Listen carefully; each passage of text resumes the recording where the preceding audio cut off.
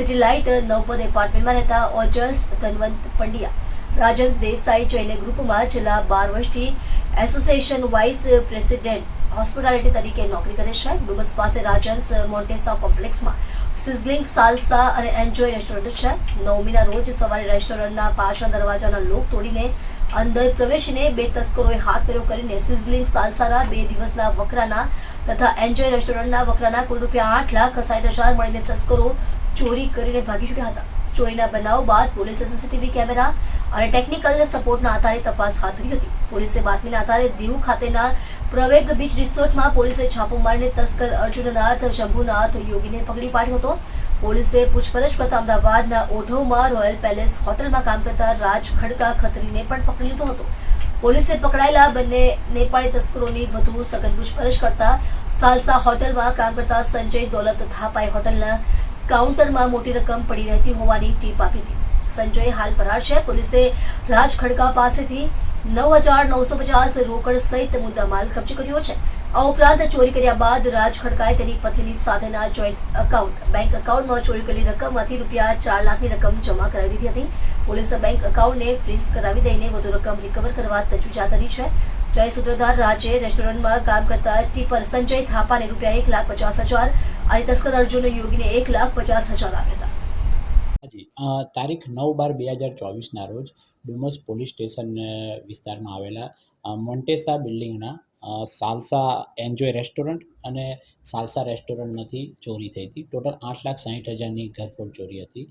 ત્યારબાદ આના માટે ડુમસ પોલીસ પીઆઈ શ્રી ભરવાડ અને પીએસઆઈ તિવારી એની સાથે ટોટલ 4 ટીમો અમે લગાવી હતી. 4 ટીમોમાંથી અમને હ્યુમન ઇન્ટેલિજન્સ અને ટેકનિકલ સર્વેલન્સથી આ ઘરફોડની ઘટના અમે ડિટેક્ટ કરેલી છે. તેમાં ટોટલ 3 આરોપીઓ છે, જેમાં મેઇન જે ચોરી કરનાર વ્યક્તિ જે છે રાજ ખડકા ખત્રી, જે ચોરી કરનાર જે વ્યક્તિ છે તેની પણ અટક કરવામાં આવેલી છે.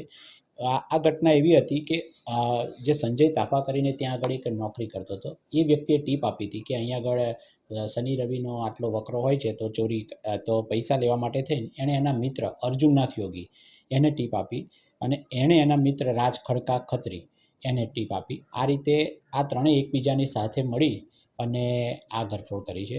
આમાં જે અર્જુનનાથ યોગી છે તેને દીવ ઘોઘલા ખાતેથી ડુમસ પોલીસે અટક કરેલી છે અને જે રાજ ખડકા જે મેઇન ચોરી કરનાર વ્યક્તિ છે તેને અમદાવાદ ઓઢવ ખાતેથી અટક કરવામાં આવી છે. ટોટલ ₹4,59,650ની રિકવરી કરવામાં આવેલી છે. હજુ એક સંજય તાપા છે તે પોલીસની પકડથી બહાર છે, પરંતુ અમને આશા છે કે ટૂંક સમયમાં તેની પણ અટક અમે કરી લઈશું. ટીપ આપનાર ત્યાં જ નોકરી કરતો હતો? હાજી, જે ટીપ જે આપનાર છે ત્યાં નોકરી કરતો હતો અને એને નોકરી પછી છોડી દીધી હતી. પોલીસ કેવી રીતે પહોંચી છે ત્યાં? આ જે શરૂઆતથી આ જે ઘટના હતી તો એકદમ બ્લેન્ક કેસ હતો, પરંતુ પોલીસે સીસીટીવી સાથે અને એ સિવાય એની એક બે જે હતી હરકતો એવી હતી જે વખતે એના પરથી અમને આઈડિયા આવ્યો કે આ જે કોન્ફિડન્સથી જે રીતે જતો હતો, જે રીતે રેસ્ટોરન્ટમાં તરત જ એ જગ્યાએ કાઉન્ટર પર પહોંચ્યો, એટલે લાગ્યું કે કોઈ વ્યક્તિ જાણીતો હોય અથવા તો પોતે ત્યાં અગાઉ નોકરી કરી ગયો હોય. આ રીતે અમે આને ડિટેક્ટ કરેલો છે.